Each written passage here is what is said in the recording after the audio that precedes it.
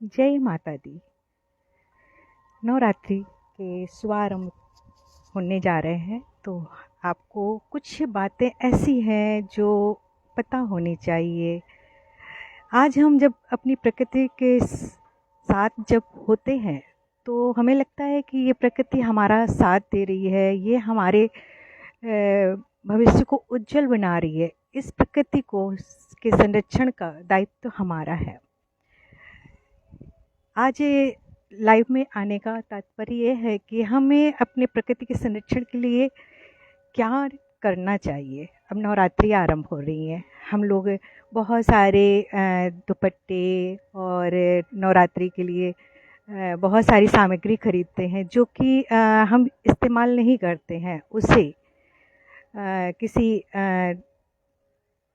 प्रदूषण के लिए इस्तेमाल हो जाती हैं और इधर उधर फेंक दी जाती हैं।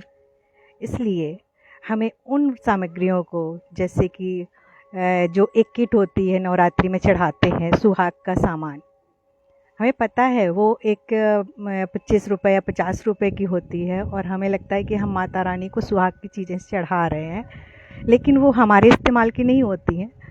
अगर इस्तेमाल की हो वही चीज़ चढ़ाइए, सुहाग का वो सामान चढ़ाइए जो आप स्वयं इस्तेमाल कर सकते हैं या आप किसी को दे और वो इस्तेमाल कर सके।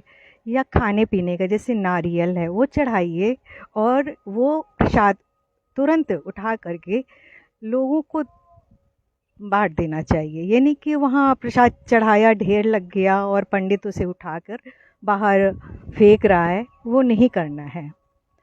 हम उस सामान को चढ़ाएं और वहीं से उसको अपने आंचल में ले लें और ऐसे लोगों को दें जो कि ज़रूरतमंद हैं और जिनकी आवश्यकता है, उनको दे दें, चाहे वो वस्त्र हो या फिर सुहाग से संबंधित सामग्री हो। ऐसा करने से हम अपने वातावरण को शुद्ध भी बना सकते हैं और स्वच्छ भी बना सकते हैं। ये हो गया हमारे नवरात्रि के शुभारंभ के साथ सामग्री अर्पण वाले सामग्री की बातचीत। अब बात करते हैं कि हमारा खान पान क्या होना चाहिए, कैसा होना चाहिए। हम नवरात्रियों में ही क्यों सात्विक भोजन करते हैं, व्रत रखते हैं और ऐसा खाना खाते हैं जिससे कि हमारी एनर्जी लेवल ऊपर हो। इसलिए क्योंकि यह सामग्री जो हम खाते हैं वो हमारे शरीर को शक्ति प्रदान करती है और नवरात्रियों में हम क्या करते हैं, शक्ति का आवाहन करते हैं। उस शक्ति का आवाहन करते हैं जो हमारे आसपास के वातावरण को, समाज को सुंदर बनाए और हमें भी स्वस्थ और खूबसूरत बनाए रखे। तो हम सात्विक खाना खाते हैं क्योंकि उससे हमें शक्ति मिलती है। एक कहते हैं ना कि खाना 3 तरह का होता है, एक तामसिक भोजन होता है, एक राजसिक भोजन होता है, एक सात्विक भोजन होता है। सात्विक भोजन वो होता है जो कि हमारे भरण पोषण के लिए फल फूल, इस तरह के फल खाते हैं या दूध से बनी चीज़ें खाते हैं या सब्जियां हैं, इनका हम सेवन करते हैं। एक राजसिक भोजन होता है जिसमें कि हम पनीर और इस तरह की, मतलब हाई फाई जो चीज़ें होती हैं, बहुमूल्य होती हैं, जिनकी कीमत बहुत ज़्यादा होती है, उस भोजन को सेवन करते हैं। एक तामसिक भोजन है जिसमें कि किसी की हत्या करके, किसी को मार के, और जिसे कहते हैं, क्या कहते हैं, इंग्लिश में बोलते हैं नॉन वेज, ठीक है, वो भोजन करते हैं। तो उसमें क्या है कि हम किसी का के शरीर का कुछ पार्ट यूज़ करते हैं अपने शरीर में शक्ति लाने के लिए।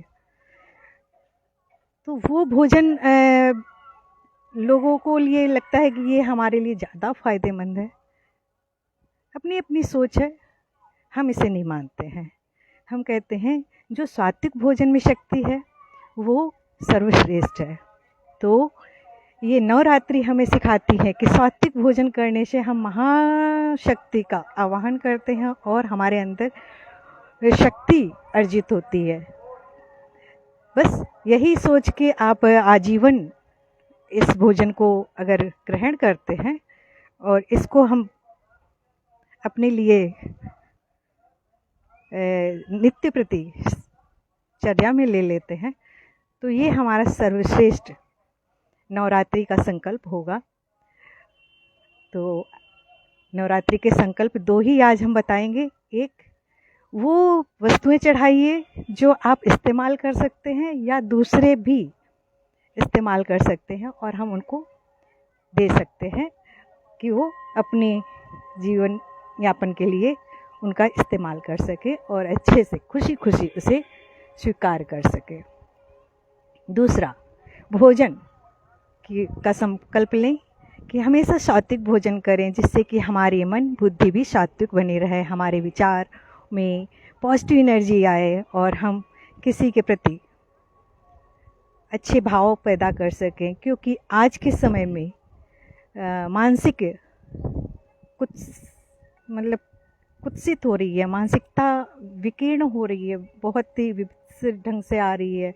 रिश्तों में दूरियां हो रही हैं, लोग एक दूसरे की भावनाओं को नहीं समझते हैं, यहाँ तक कि हमारे अंदर की जो सोल पावर है उसको हम नहीं फील करते हैं। हमें अच्छा बुरा नहीं समझ में आता है कि हम क्या अच्छा कर रहे हैं, क्या बुरा कर रहे हैं। ऐसे समय में हमें अपने विचारों को और अपनी पॉजिटिव एनर्जी को बढ़ाने के लिए अच्छा भोजन करें और अच्छी सोच को कायम करने के लिए भगवान क्या है? ये प्रकृति ही है जो भगवान का रूप है, जो हमारा भरण पोषण करती है। अगर हम प्रकृति की सेवा कर सकते हैं, प्रकृति से लगाव कर सकते हैं, इस प्रकृति की सुंदरता में खो जाते हैं और इसको फील करते हैं कि ये हमारे जीवन का सबसे महत्वपूर्ण अंग है, तो इसके अलावा हमारे जीवन के लिए कुछ भी ज़रूरी नहीं है। जब हम कभी अच्छी चीज़ सोचते हैं या शुभ संकेत आते हैं या कुछ भी अच्छा होने को होता है तो ये पर्यावरण, ये प्रकृति ही हमें अपनी ओर खींचती है और उत्साहित करती है कि हम जिस तरह से खूबसूरत हैं वैसे ही आप इस खूबसूरती के साथ अपने जीवन को जिए, फूले फले और खूबसूरत बने।